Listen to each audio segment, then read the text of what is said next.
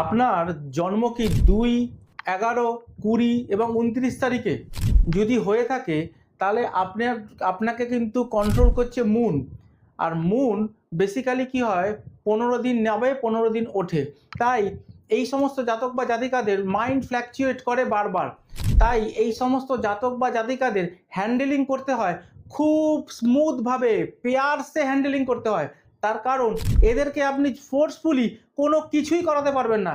তাই আপনার রিলেশনশিপ যদি 2, 11, 20, 29-এর মানুষের সাথে থাকে, সেটা মেল হোক বা ফিমেল, তারা খুব ইমোশনাল হয়, তারা খুব বেশি মুডি হয়, তাদের খুব কেয়ার, তারা কেয়ার চায়, তারা অ্যাটেনশন চায়, তারা অ্যাটেনশন শিকার হয়। তাই তাদেরকে যদি ভালোবেসে আপনারা আপনাদের কাজ করাতে পারেন, তাহলেই তারা করবে, আদারওয়াইজ করবে না। তাই 2, 11, 20, 29 তারিখে জন্ম যাদের দ্বারা মুনের ইনফ্লুয়েন্সে থাকে, তাদেরকে ভালোবেসে কাজ করান, তাদের থেকে পজিটিভ আউটপুট পাবেন এবং তারা মনের খুব ভালো হয়।